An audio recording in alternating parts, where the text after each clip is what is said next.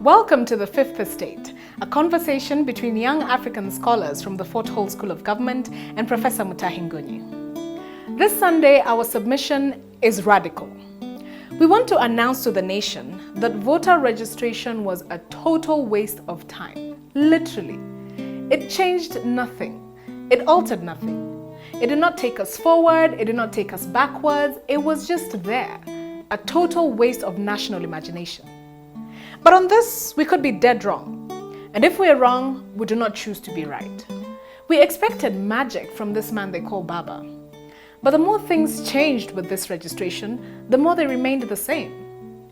And the biggest letdown was Mudavadi and Joho.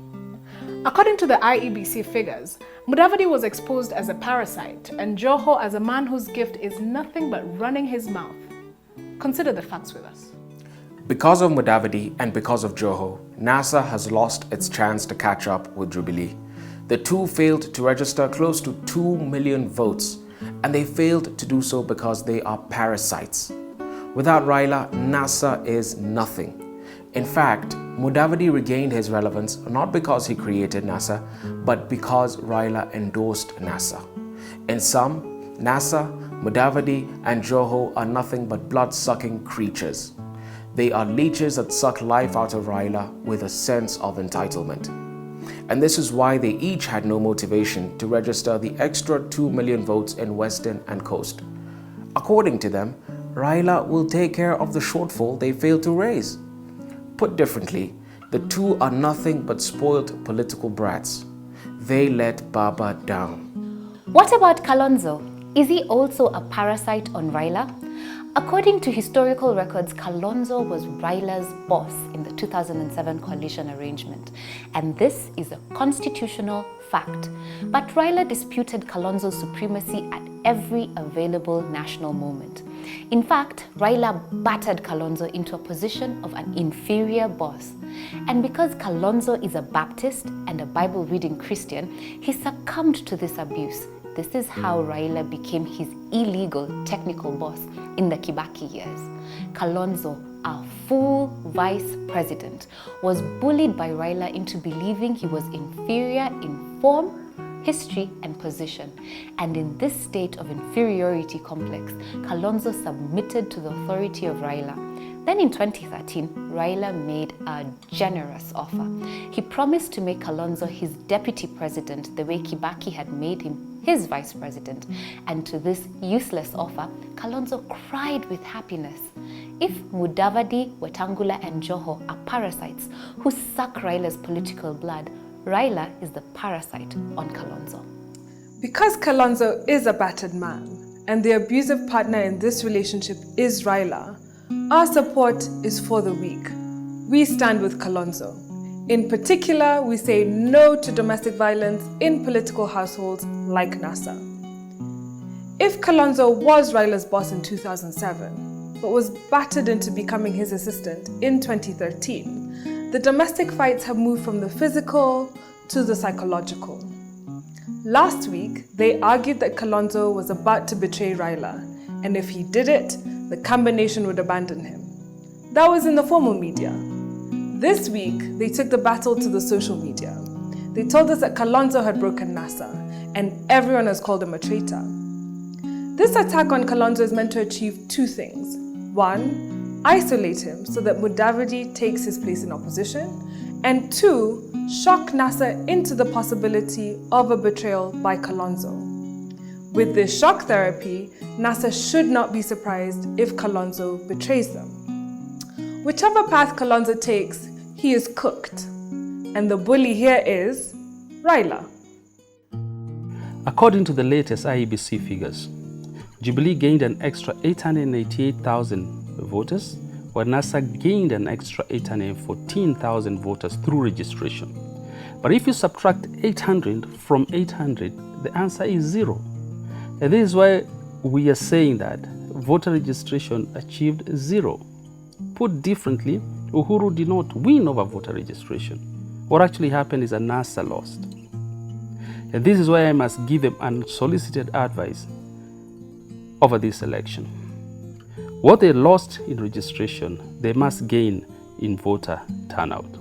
But there are two problems here. Number one, super alliances create an illusion of early victory, and this illusion degenerates into low voter turnout. The 2002 Super Alliance and the NARC attracted the lowest voter turnout in the history of our politics. Number two, high turnout is only possible if there is something to be gained. If Raila is candidate, the Luo nation will vote. If he is not, they will stay away. And the same applies to Kalonzo and Mudavadi. If they are not part of the top two, their voters will stay away. And this is a NASA dilemma. What's my point here and what's my advice then? Voter turnout can only be increased through a runoff. And this is exactly what Kalonzo is trying to force. So the NASA brigade must not fight him, in my view. NASA is not about country. Similarly, Jubilee is not about country. NASA and Jubilee are coalitions with a vision of what country should be. We do not know which of these visions is the right one. What we know is the following. Raila is opposed to SGR, but this SGR will be in Nairobi by June this year. You cannot stop it. The trains will travel from Mombasa to Nairobi in 4 hours at a good price. If Raila is president by August, he will have to say that SGR is good. Alternatively, he will have to uproot it and get a less corrupt one. We also know a second thing. If Raila was in government and Eurobond was his project, he would make it look like a project from heaven. NYS would also be made to taste like ice cream. What is my point here? SGR is bad because it is not good. NYS is bad because it is not good. This is the Raila logic. What about corruption? Is the country as corrupt as Raila has told us? Is this the most corrupt government since Kenya was made? In our view, this is a historical lie. In the 1990s, for instance, the Auditor General told us that about 500 billion Kenya shillings, that is 500 billion shillings, was stolen through fraud and corruption. In one particular instance, a powerful individual stole 7 billion shillings from a bank through the front door. But this was done in the Moi era. During the Kibaki-Raila regime, Raila admitted to Al Jazeera that there was corruption in his office. In fact, the World Bank cancelled a 4.3 billion shilling project for the youth because of corruption in his office. Not because Raila was corrupt, but because Kenyans are generally corrupt, and those in his office were no exception. Sarah Elderkin sent you an email in 2011 where she described the people around you, quote, playing major roles, people who are playing major roles who are irredeemably corrupt, she said. She talked about your office staff's blatant, well-known, all over town corruption. Yes, and this was good because she was basically blowing the whistle. And then you sacked all those people the next day when you got the email, right? I sacked a number of them. Who did you sack? Quite a number. Who did you sack? How many sackings did you do? Quite a number. How many sackings did you do? Quite a number. When a company known as Dominion accuses Raila of corruption, you must not believe them. Accusations of corruption in government and accusations of corruption by Dominion are one and the same thing. This corruption talk is nothing but politics. If Dominion is playing politics on Raila, Raila is playing politics on government. Now we will tie voter registration with opposition politics. Maybe Raila knows that Mudavadi and Joho are not reliable, and maybe he knows that they are big babies. If the two people he wants to make deputy president cannot register voters because they are overgrown babies, what options does Baba have? We want to submit that Raila is in a dilemma.